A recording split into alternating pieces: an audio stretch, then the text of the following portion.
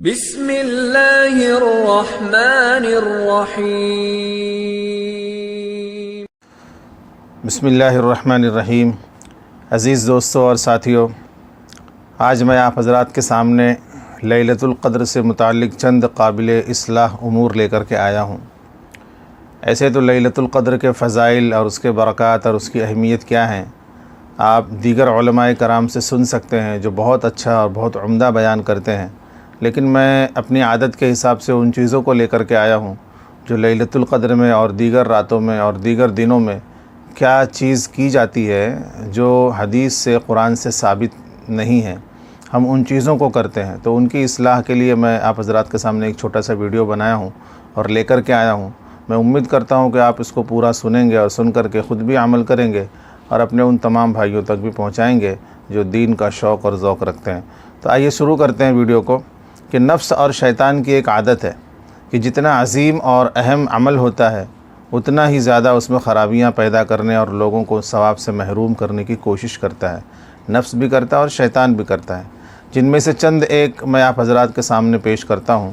سب سے پہلے یہ ہے نمبر 1 کہ بعض لوگوں نے لیلۃ القدر کو 27ویں رات کے ساتھ مخصوص کر لیا ہے۔ اس طرح مخصوص کرنا اور متعین کرنا یہ یقین کرنا کہ 27ویں رات ہی شب قدر کی رات ہے، یہ غلط بات ہے۔ کیوں؟ کیونکہ جب رسول اللہ صلی اللہ علیہ وسلم نے مخصوص نہیں کیا تو ہم کون ہوتے ہیں لیلۃ القدر کو 27ویں رات کے ساتھ میں مخصوص کریں۔ ہاں، اس رات میں جاگنا یہ تو صحیح ہے، لیکن پھر اور راتوں میں نہ جاگنا یہ انتہائی سخت ترین غلطی ہے، کیونکہ رسول پاک علیہ الصلاۃ والسلام نے لیلۃ القدر کو 27ویں رات کے ساتھ میں متعین نہیں کیا ہے، بلکہ آپ صلی اللہ علیہ وسلم کا فرمان ہے کہ 21، 23، 25 اور 27 اور 29 طاق راتوں میں اس کو شمار کرو۔ البتہ اتنا ضرور ہے کہ 27ویں رات میں زیادہ تر جو ہے لیلۃ القدر کی رات آتی ہے، تو اس میں زیادہ جستجو اور کوشش کرنا چاہیے، لیکن یہ یقین کرنا کہ لیلۃ القدر 27ویں رات کو ہی آتی ہے، یہ غلط بات اور نامناسب بات ہے۔ دوسری بات، بعض لوگ اس رات میں جاگ کر کے عجیب قسم کی عبادتیں کرتے ہیں۔ قرآن پڑھ کر مردوں کو بخشنا ضروری سمجھتے ہیں اور یہ سمجھتے ہیں کہ اس رات میں قرآن پڑھ کر کے یا جو کچھ پہلے پڑھا گیا تھا اس رات میں اگر نہیں بخشا گیا تو پھر آئندہ بخشا بھی نہیں جا سکتا، تو یہ بہت ضروری سمجھتے ہیں اور خود سے یا پھر علماء کرام کو کہہ کر کے بخشواتے ہیں۔ یہ کوئی صحیح نہیں ہے، کیونکہ رسول اللہ صلی اللہ علیہ وسلم سے یہ بات ثابت بھی نہیں ہے، آپ سے منقول بھی نہیں ہے۔ تو جو حضور سے منقول نہیں، جو ثابت نہیں ہے، اس کو سنت سمجھ کے کرنا، ضروری سمجھ کے کرنا، یہ بھی ایک بہت بڑی غلطی ہے۔ لہذا آپ قرآن پڑھ کر کے کبھی بھی بخش سکتے ہیں، اپنے لیے، اپنے اقربا کے لیے، ٹھیک ہے۔ تیسری بات، بعض لوگ 27ویں رات کو جاگنا ایک اہم سمجھتے ہیں، یعنی بہت ضروری سمجھتے ہیں، جتنا کہ نماز، روزہ اور دیگر عبادات کو ضروری نہیں سمجھتے، اور جو بیچارہ جاگتا نہیں کسی وجہ سے تو اس پر لعن کرتے ہیں، طعن کرتے ہیں، یہ بہت بڑی غلطی ہے۔ جاگنا عبادت کے ساتھ فرض اور واجب نہیں ہے، تو سمجھ لیجئے اور خوب سمجھ لیجئے کہ پوری رات جاگنا عبادت کے ساتھ کوئی ضروری بھی نہیں ہے۔ جو جتنا جاگ سکتا ہے جاگے، اور جو نہ جاگ سکے کوئی بات نہیں، لیکن جاگے تو عبادت کے ساتھ میں جاگا جائے، خرافات کے ساتھ میں نہ جاگا جائے۔ چوتھی بات، بعض مسجدوں میں جاگتے تو ہیں اور عبادت کرنے کا اہتمام کرتے ہیں، جبکہ اس رات میں مسجدوں میں جاگ کر عبادت کرنا شریعت سے ثابت نہیں ہے۔ مسجدوں میں جا کر کے عبادت کرنا یہ شریعت سے ثابت نہیں ہے۔ شریعت کا جو مزاج ہے کہ رات میں آپ جاگیں، اپنے گھر میں جاگیں، تنہائی کے ساتھ جاگیں، یہ صحیح ہے، لیکن مسجدوں میں جا کر کے اہتمام کرنا اور جمع ہو کر کے مسجدوں میں جا کر کے جاگنا یہ کوئی شریعت سے ثابت نہیں ہے، لہذا اس سے بچنے کی کوشش کریں۔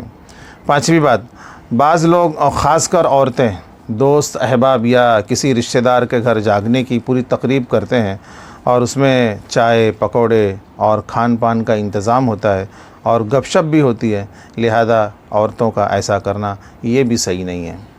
چھٹی بات، بعض لوگ تو اس سے بھی بڑھ کر مسجدوں میں جمع ہو کر اور بھی دوسرے نامناسب کام کرتے ہیں، جیسے کہ مسجد کے لاؤڈ سپیکر سے نعت پڑھنا شروع کر دیتے ہیں پوری رات، اور قرآن پاک کی تلاوت کرنا شروع کر دیتے ہیں، پوری رات ہوتا ہے۔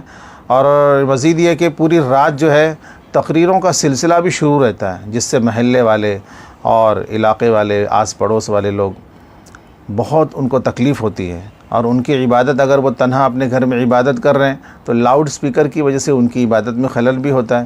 یہ زیادہ تر میں نے دیکھا ہے کہ ساؤتھ کے علاقے میں اور ان علاقوں میں جہاں مسلم اکثریت ہوتی ہے، اور دیہات اور گاؤں کے علاقے میں یہ زیادہ ہوتا ہے۔ دوستو، یہ عمل ایذائے انسانیت میں شمار ہوتا ہے، ایسا کرنا گناہ ہے۔ شریعت ایسی بات کی تعلیم نہیں دیتی کہ کسی کو تکلیف پہنچا کر عبادت کی جائے، اس لیے ہمارے ہندو بھائی ہمارے اذانوں اور لاؤڈ سپیکر پر پابندی کی بات کرتے ہیں اسی وجہ سے، لہذا ہمیں اس عمل سے بچنا چاہیے۔ اور جہاں یہ ہوتا ہے، یہ کام ہوتا ہے، یعنی لاؤڈ سپیکر کے ذریعے سے پوری رات جو ہے وہ قرآن کی تلاوت اور نعت شریف اور تقریریں ہوتی ہیں، تو ایسی چیزوں کو بند کرانے کی کوشش کرنی چاہیے۔ 7ویں بات، اس رات کی یعنی لیلۃ القدر کی خاص عبادت کیا ہے؟ لیلۃ القدر کی کوئی خاص عبادت نہیں ہے، لیکن اس رات میں جناب رسول اللہ صلی اللہ علیہ وسلم سے ایک دعا منقول ہے کہ اس رات میں جب بھی آپ یا طاق راتوں میں جب بھی آپ جاگیں تو ایک دعا کا اہتمام کریں، اللہم انک عفو تحب العفو فاعف عنی۔ اس کا مطلب ہوتا ہے کہ اے اللہ پاک، آپ تو بخشش کو پسند کرتے ہیں، آپ بخشش کرنے والے ہیں اور آپ بخشش کو پسند کرتے ہیں، لہذا آپ مجھے بخش دیجئے۔ بہت جامع دعا ہے۔ اور 8ویں بات یہ ہے کہ بعض مسجدوں میں اور گھروں میں لیلۃ القدر کی رات 27ویں رات کی رات کیا ہوتا ہے کہ لائٹوں کا اور چراغوں کا ایسا اہتمام کرتے ہیں جیسے کہ ہمارے ہندو بھائی دیوالی میں کرتے ہیں، تو ایسا کرنا بھی صحیح نہیں ہے، یہ اسراف میں داخل ہے، لہذا اس سے بھی پرہیز کریں۔ اور 9ویں بات یہ ہے کہ بہت ساری مسجدوں میں ایک دن پہلے یا 2 دن پہلے یہ اعلان ہو جاتا ہے کہ 27ویں رات کو اجتماعی دعا ہوگی، تو دور دراز سے اس دعا میں شرکت کی غرض سے لوگ حاضر ہوتے ہیں، اور قرآن و سنت سے ایسا کرنا ثابت نہیں ہے۔ دعا، عبادت، تلاوت یہ سب اپنے گھر میں رہ کر کے کریں، چاہے بچے پریشان کریں یا پریشان نہ کریں یا کسی بھی طرح کی کوئی دقت ہو، آپ کو گھر میں ہی رہ کر کے یہ سارے اعمال کرنے چاہیے۔ اپنے گھر کو بھی دعا، عبادت اور تلاوت سے بابرکت بنانا چاہیے۔